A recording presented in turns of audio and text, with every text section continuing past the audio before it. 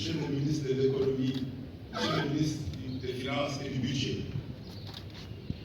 Monsieur le général de corps d'armée, grand chancelier de l'Ordre national du Lion,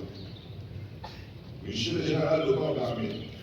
haut commandant de la gendarmerie nationale et directeur de la justice militaire, Monsieur le général de division, inspecteur général des forces armées, Monsieur le vice-amiral, chef d'état-major particulier de Monsieur le Président de la République,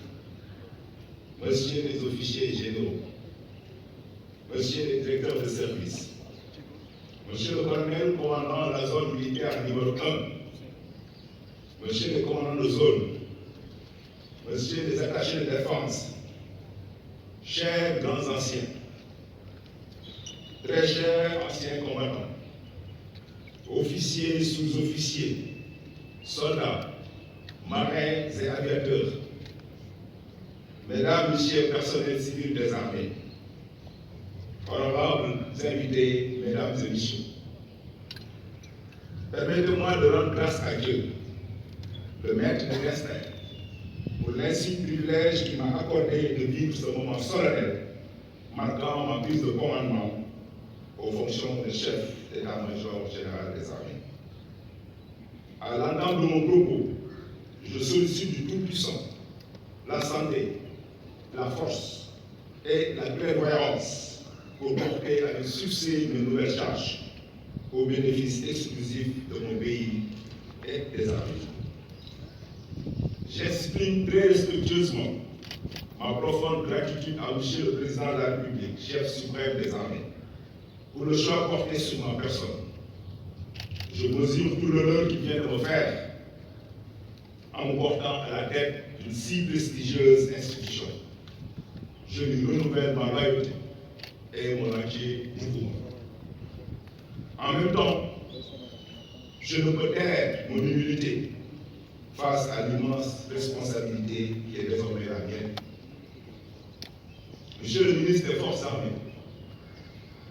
je vous remercie pour les paroles aimables que vous avez bien voulu prononcer à mon endroit. Je voudrais d'emblée vous assurer que toute mon énergie sera consacrée à ma mission pour donner corps à la volonté maintes fois exprimée du chef de l'État de doter notre pays d'un outil de défense performant,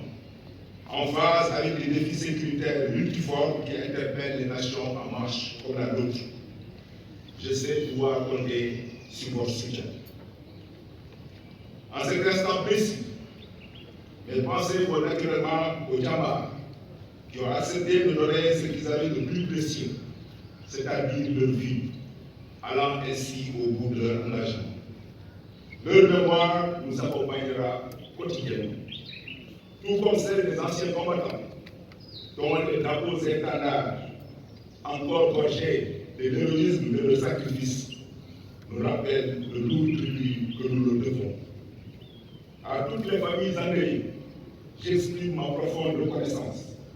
la compassion et le soutien des armées. À nos camarades blessés ou alités, je voudrais aussi réaffirmer notre engagement moral de toujours rester à leur côté pour les accompagner sur le chemin parfois difficile du rétablissement et de la reconstruction. Enfin, aux militaires déployés en opération, à l'intérieur comme à l'extérieur du territoire, je transmets mes encouragements et salue le courage au quotidien pour protéger les populations et leurs biens, pour préserver la paix et la quiétude, c'est denrées de plus en plus rares dans notre espace sous-régional et pourtant si indispensable au développement socio-économique de nos nations. Ce moment est aussi l'occasion pour moi de réitérer mon entière gratitude et les prières de longévité à mes chers parents, dont les bénédictions et les sacrifices consentis resteront pour moi une source de confiance et de fierté. J'associe à ces remerciements ma très chère épouse, mon soutien de tous les jours, qui s'est très tôt accommodé des rigueurs de mon statut d'officier, sans en réclamer aucun privilège,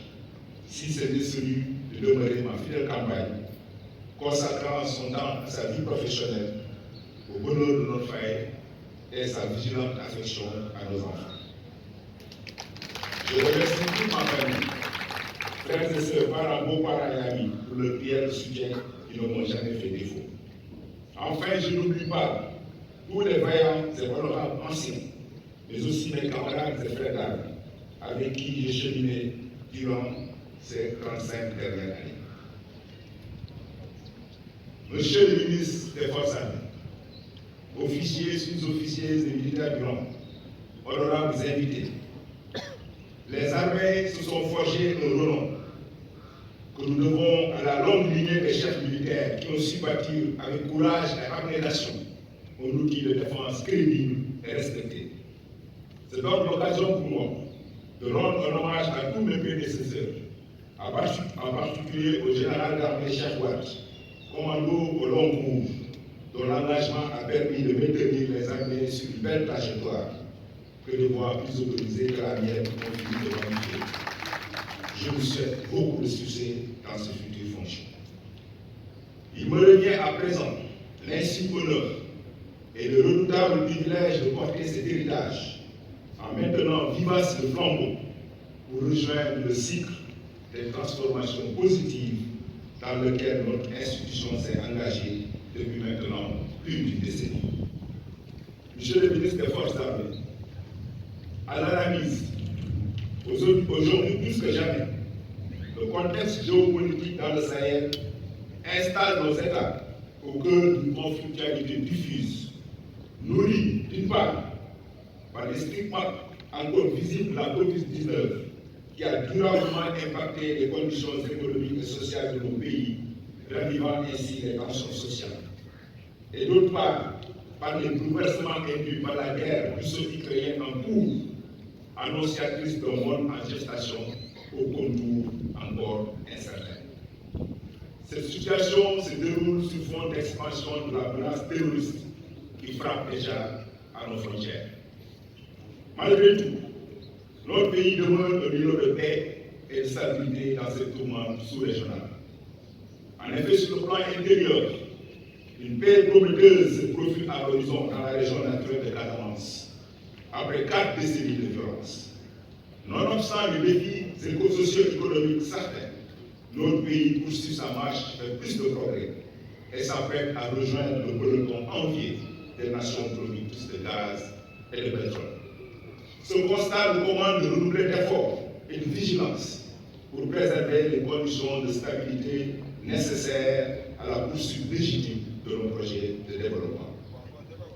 Dans ces perspectives,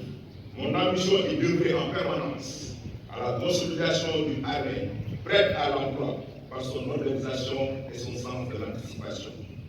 réactive par sa flexibilité et son aptitude à circonscrire les menaces intérieures comme extérieures, et surtout résiliente à toutes les formes d'adversité tendant à miner sa cohésion. À cet effet, tout en consolidant les larges succès déjà engagés,